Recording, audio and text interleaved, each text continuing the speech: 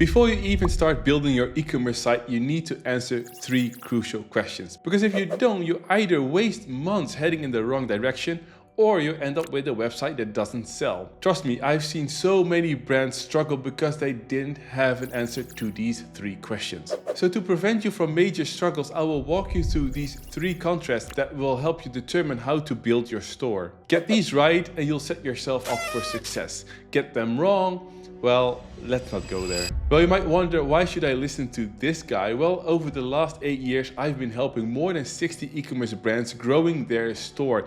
And I've also seen which brands are struggling and why. And they have been struggling, those brands, because they didn't have the answer to those questions that I'm going to present you with. So by the end of this video, you'll have clarity on the approach that you should take so that you're not guessing, but you're actually making decisions that help your store grow. The first question you should ask yourself is if you are selling a what or a who. Now this might sound very weird, but if you have an answer to this question, it will set the course for the rest of your brand's life. Because if you are a what, you are basically selling a commodity. Now, what is a commodity? For example, if you are selling a TV like a Philips TV or a Sony TV that everyone else is selling, like your product is not necessarily unique, you are just offering a product that other brands are also offering. But if you are purely a brand, that means that you have a specific product that is unique to your brand, or that you're offering a certain product line that is very characteristic for your brand, meaning that there's not someone who can copy what you have. Either you're patented or you have a certain design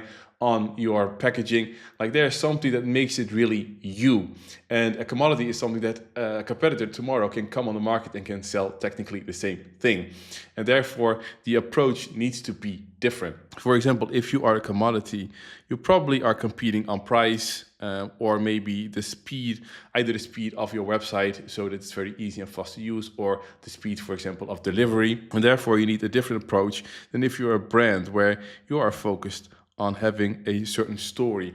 Like there was a problem in the market, or you had a problem yourself and you wanted to solve that, and you had maybe your own struggles, or you saw someone else struggling, and you are coming up with a solution to improve like the current state of affairs. That means you also have certain values that you actually want to communicate, or that decide the course of action that you're going to take. For example, a better environment or better education for like a certain group of people. Like there are certain values that you abide by. Now, knowing if you're a commodity or a brand also helps you decide how to give your website form. So it's important for commodities to have a fast user interaction, meaning that it's very easy to add something to the cart and continue to the checkout, and that people can clearly find some features and benefits of the product, and therefore they don't have to think a lot about the product. They just need to have quick answers to their questions, and kind of you want to have that journey to be as short as possible so that they don't have any chance to doubt themselves.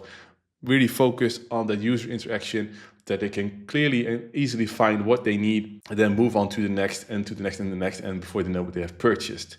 While if you're a brand, the user experience is more important, and it can take a bit longer. That's all right. If you want to highlight what you stand for, what your values are, why you started a brand, and what problem you're trying to solve, and people will connect to your brand, and they don't mind if it takes a bit longer, if there's more information, because they are engaged. They care about the brand and the product and the solution that it provides. While if you are selling a commodity, that's just not really that important. People just want the best price or the quickest service, and they don't really care about the rest, and that user interaction needs to be just more fast. Now there are more differences, and they are a bit opposite, so let me draw it like this. Let's just focus on this being more difficult and this being easier. So for example, if you are a commodity, the setup will be easier because you don't have to think a lot about how should it look, what brand color should I have. It is more functional. You can more easily set up your brand and your business because there's not a whole story and character and identity behind it. Well, that takes more time if you are a brand. Then again, it is more difficult to stay competitive, because if you don't have something unique about yourself, then someone else can just come along, offer it for a different price, cheaper, or they offer a faster service, and then you're running behind the facts, and it's very difficult to compete with that. You have to lower your price again, and that's how price war starts, for example. While if you are a brand, it's easier to be competitive because you have something that sets you apart from the rest. And therefore, you have a reason for people to come to. And that makes it more difficult for other competitors to compete with. You either have a unique product or you have a unique identity. And others will more seen as copycats if they come along because you were the OG. So therefore, being competitive is easier as a brand. What's also more difficult if you are a commodity is creating content, because if you don't really have a story or you don't have really values that you communicate, there is not much that you can write about. It's going to be easily about like certain features or the price. While if you are a brand, it's more easier to create content because you have certain values that you want to write about. There are certain news articles that you give your opinion about, or there's something that other people are struggling with and that you can write about and how your product is a solution to that problem. So it's much easier to create marketing content around that. Another thing that's more difficult for commodities is loyalty. Because again, people buy from you because you just offer it for cheaper or you have a better service. But if someone else comes along that does it better than you, then people will leave you and go to the next best one. While if you are a brand, people will stay loyal for longer. Now, if someone is going to offer the same kind of product for half the price, like there's a limit to loyalty, but people won't walk away from you that easily as if you were a commodity. Now, something that's more beneficial for commodities is that first purchase. That is a bit more easy because people see, okay, it's a low price or you have a good discount that you offer. They can get it very fast, and therefore that first purchase can be more easily gotten. While if you are a brand, that first purchase is more difficult. People might want to do research. They might not immediately see the big benefit, or they are in doubt. They need to do a bit more research about who you are and what you stand for. Like it needs to sink in with them a bit more. It gives them more food for thought. The experience on your website is not built to get like fast through the funnel. So the first purchase will be a bit more difficult if you are a brand. Like in short, you have short-term success faster, while with brands you have more chance of a long-term success.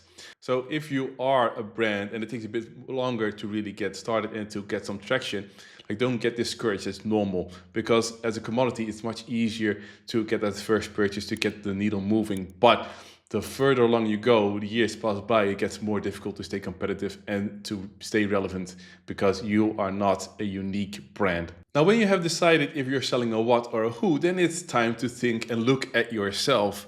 Who are you, or what are you? Are you a traveler or are you a builder? And that's the second question that you need to ask yourself. Now, what's the difference between the two? A traveler is someone that starts things.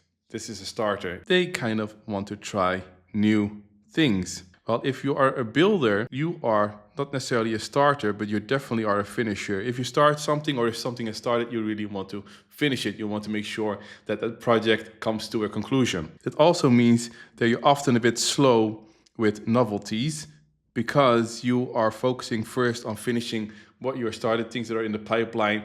And if something new and flashy comes along, you don't necessarily jump immediately on the wagon. You're like, okay, let me first finish here what I got. So you can also run a bit behind the facts if there are new developments coming on. It also means that travelers are more adaptable, but builders are more stable, because travelers might jump on the new best thing that is out there, but that also means that they often don't finish what they started, because that's the builder. So they would need, if you're a traveler, you need someone beside you that helps you finish the things that you started, that you don't jump from one thing to the next. There's often a big issue with e-commerce brand owners that I see. They often are travelers. They have a lot of ideas and they want to try them out. They want to see if things work, but it also results in a lot of unfinished projects. Well, when I see builders, they often get a bit stuck in what they are doing because something is never really finished. Right? Nothing is ever really finished. So they keep on working on that project, want to make it perfect, want to finish it off, and therefore other interesting opportunities are passing them by. And they actually will need someone who keeps them novel, someone that helps them innovating, that they don't get stuck in what they're doing, because 5 years from now, what you're doing now, it can be outdated and then you're also missing the mark. So it's not like if you are a traveler that's bad because you never finish things, because if you're a builder, it's also not a good thing because you never start anything new.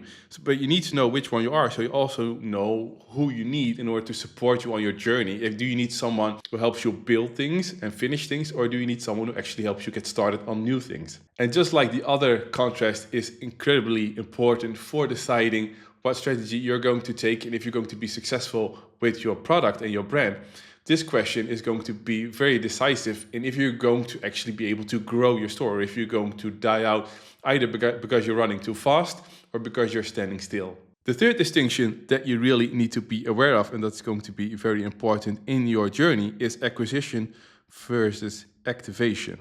You need to know this distinction. Let me give that also a bit of a color here. And now, what does that mean? Now, acquisition means acquiring customers, acquiring visitors.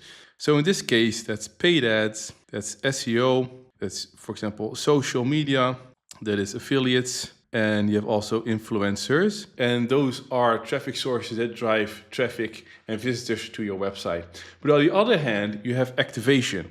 So that means how many people actually convert when they're on your site. So that's conversion rate. You need to activate them to actually place that order. What is their spend? So in other words, what is the average order value? And what is your retention? Because can you activate them again in order to place a new purchase? So where this is about getting people to your website, so let me draw here a browser. This is about the people that are actually active on your website, that they are going to spend money and are actually coming back for more, to buy again. And if you know this distinction, you also know where your bottleneck is. If you look at your data once you have your website up and running and you see you have a lot of visitors, then your acquisition is fine. But if you don't have a lot of sales, then you need to make sure that your activation is correct, that your website is motivating the users to actually place a purchase, or that they at least spend enough so that you can get profitable on the money that you spend on all those campaigns. And of course, that they are coming back for more, that they're going to buy again, or at least recommend you to friends, so that you have a lower acquisition cost for the people that are already your customers or the ones that are getting referred to you, because that is a big factor in being profitable. But if on the other hand, you say, okay, my conversion rate is, I'm just putting here a number, 8%, or my average order value is $200, and that's perfectly fine because my product on average costs $80. Or you say my retention rate is 50%. I have actually a lot of returning customers. You're selling maybe supplements or consumable.